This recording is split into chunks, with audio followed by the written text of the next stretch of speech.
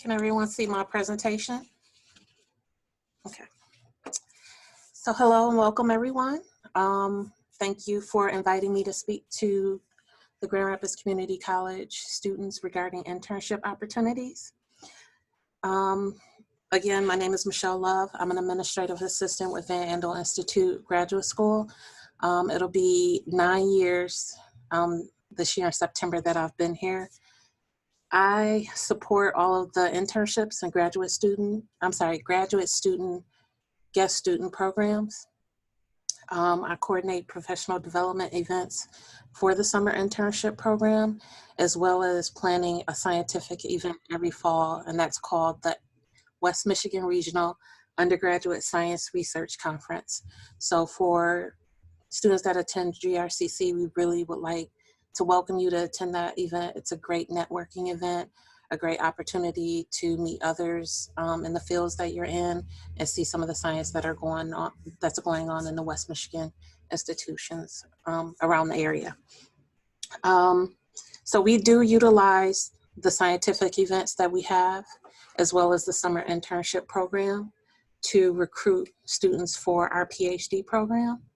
We are accredited, and right now we have about 36 students. Actually, we do have 36 students that are working on their PhD in molecular and cell biology. So this year, we actually are going to have 2 Grand Rapids Community College alumni graduate with their PhD from Van Andel Institute Graduate School. So I want to give you a little background on those 2 students, especially if that'll help encourage students from GRCC to pursue internships and then to also pursue graduate school. So there's Jamie Gritt. She actually was a guest student first. And what guest student opportunities are, students looking for academic credit for their research experience. It's a non-paid position. The length of the graduate student, the guest student experience can vary how long they're here. So sometimes they're here in the summer, sometimes they're here during the academic school year. I believe when she started, she was here during the academic school year. And then the following summer, she was a summer intern for the Triesenberg lab. And then I believe she went back to guest student status. And then I think she did another internship the following summer. So after she completed her internship program, she enrolled in graduate school here. And she started in the Steensma lab. And this past December, she actually defended her dissertation. And please forgive me, I am not a scientist. Her dissertation was on genetic and epigenetic regulation of cell signaling guide for clinical progression of NF1 related neurofibromas. So, and that was in December that she defended. And we did have a ceremony recently, so she actually already graduated. So the next student is Robert Vaughn. He started at Grand Rapids Community College. He transferred to Grand Valley State University. He actually took a non-traditional pathway to graduate school, and he was an EMT for a couple years.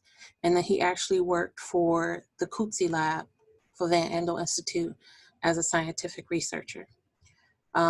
He started graduate school, and he started graduate school with Van Andel Institute, and he actually will defend tomorrow. And his dissertation is, again, please forgive me if I pronounce something wrong, epigenetic regulation through histone ubiquitination. I probably slaughtered that. So we are excited about that. We're excited about these 2 students. I know I'm excited about them because around the time when I started, like Jamie I think she was just finishing up an internship with the Triesenberg lab. And then I think she worked in the lab for a while before she graduated from Holt College to start graduate school. So it was exciting to be here to see them go from start to finish. And then really excited because they took the path that they took, starting off at community college and then transferring to a 4-year institution. Does anyone have any questions? Okay. So we offer summer internships for 25 to 30 interns every summer.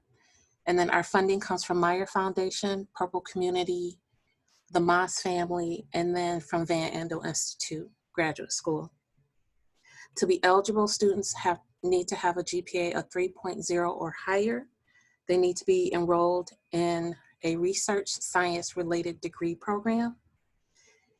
And then if they cannot have graduated from a 4-year degree institution before the start of the internship program.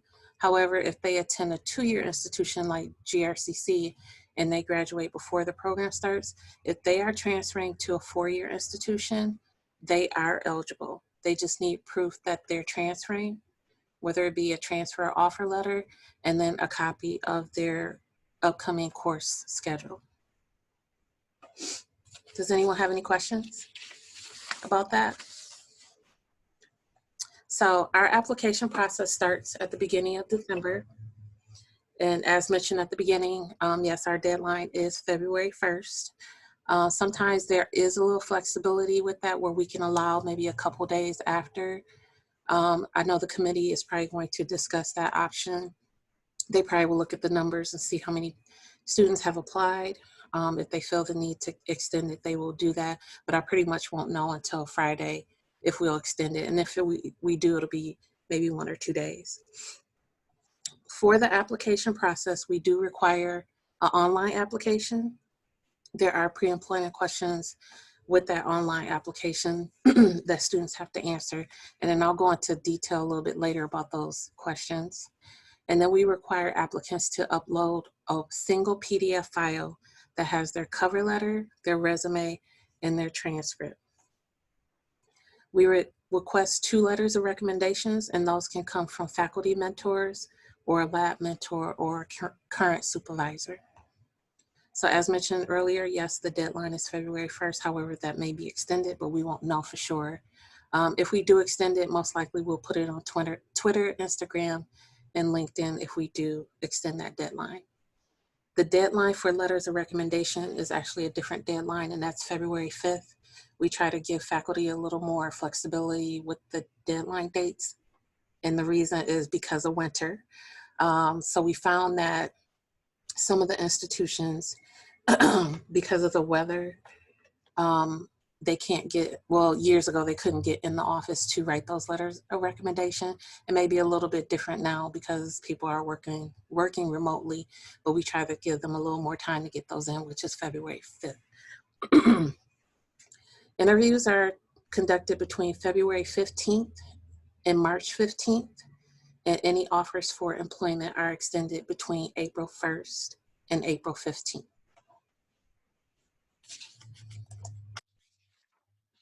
We do offer 2 sessions for the summer internship program when we're on site. For session 1, it starts May 10th and the last day is July 16th. Session 2 starts on June 7th, and then the last day is August 13th. In the event that COVID-19 affects internships that are on site, they will switch to a remote option. If we do go with the remote options, the start date will be June 7th, and then their last day will be August 13th. Internships are 10 weeks. If I could give students any advice, if you have it, if your schedule permits, I would apply and start in the first session. If you are in that first session and things work out, you want to stay, your lab wants you to stay, there's a chance that you'll get extended. Funding for the summer internship program, those funding sources I listed earlier, only covers 10 weeks. Typically students, if students go beyond 10 weeks, then they will be lab funded. Excuse me. All of the students are required to give a final research presentation. And so as you can see listed on the slide, we have those dates in there. If we are on site, the first session, they will give their final presentations on July 14th and July 15th. The second session will give their presentations on August 11th and August 12th. And then if we switch to a remote option, the same dates August 11th and August 12th, but it will just be by Zoom. So hopefully hopefully by April 15th, there's going to be several committees here that are going to make a decision about if internships will be remote or if they will be on site. So the things that they're going to look at are state mandates, if there are going to be occupancy requirements or restrictions in the lab, and then also with the vaccination. So it's all going to be dependent on that. Hopefully we will be able to put notifications on the website about the status of if there's any changes with the application. I'm sorry, if there are any changes with the selection process or the interview process, if we have to prolong things due to COVID, hopefully we won't, and we'll be able to stay on task with that timeline. However, that April 15 date may move up or be a little bit later just because of the COVID-19 restrictions. I wanted to briefly touch back on the application process with those pre-employment questions. I'm sorry, I forgot to cover that. So there is, for the online application, there are the standard questions that Human Resources will have all applicants cover. We have the option to have an additional page added to that online application, which are pre-employment questions. And for the undergraduate students, there are about 16 to 17 questions. And they cover things like, you know, what is your GPA? Does it match what's on your transcript? What's your major? We want to make sure that they're not duly enrolled in high school and college, because if they're still in high school, they are ineligible. We want to make sure they're not working on a master's degree or working on a PhD, because this program is specifically, this particular internship program is specifically for undergraduate students. There is one question that we do like for students to take some time to do some research before they answer it. And I believe it is question number 14, if I remember correctly. And it has you list your top 5 labs of interest, and there's going to be a link there for you to go or to copy and paste and then do some research on the labs that you're interested in. Then that way you can answer that question beforehand, before submitting your final application, so we know what labs you're interested in. The way that process works is all of the applications are routed to the 5 labs that students express interest in. If there is a situation where there's a lab, like if the labs are rehiring interns from the returning students from the previous year, or if they decide not to mentor intern, or if remote internships are not an option for that, we try to let applicants know that in advance if we can. But again, applications are routed to the first 5 labs of interest first. If there's no interest, then all of the labs actually have access to all of those applications. Some of the questions that have come through so far regarding the application process was about addressing those specific labs in the cover letter. Applicants don't have to do that. It's up to them if they want to address those 5 specific labs in their cover letter. However, there may be some labs that are going to look at applications of applicants that didn't even apply for the lab. So because we make all of those applications available to all of the labs, including the faculty, the lab mentors, or even whoever is going to be the mentor for that student that summer. So to wrap up, I just wanted to let you know that, you know, again, I coordinate the summer events for students and their professional development events. Some of the things that we do have planned are how-to workshops on presentations. We do have a resume versus CV workshop. We have an intern research in progress where the interns get together and just give an update on the status of their projects that they're working on for the summer. And then that helps them prepare them for presenting their final presentation at the end.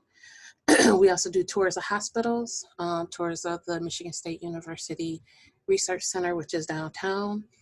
We have a couple networking events, and then we have an ice cream social. And those are just to name a few of the things that we have planned for the summer. Excuse me. Does anyone have any questions?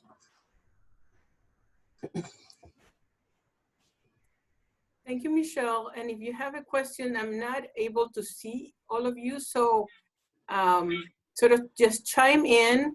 I do have at least one question, Michelle, and many of our students might not have ever worked in a lab, might not know what being interested in a lab means as a question.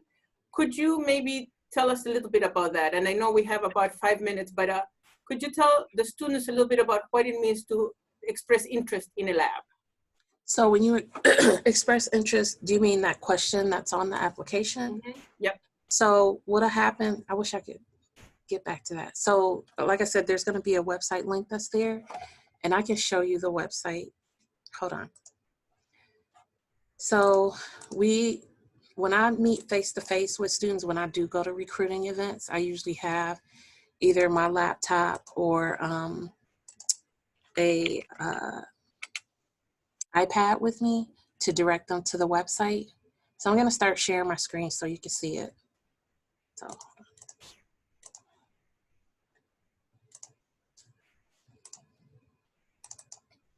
can everyone see my screen?